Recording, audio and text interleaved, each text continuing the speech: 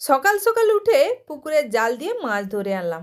মাছের আমি রান্না করব পাতলা নিরামিষ ঝোল। তো মাছের আবার পাতলা ঝোল হয় নাকি, সেটা কখনো কেউ শুনেছো? হ্যাঁ হয়, হবে না কেন? মাংসের পাতলা ঝোল হচ্ছে নিরামিষ ঝোল, আবার মাছের কেন হবে না? ওই জন্য আমি মাছটাকে কেটে এদিকে ভেজে নিব।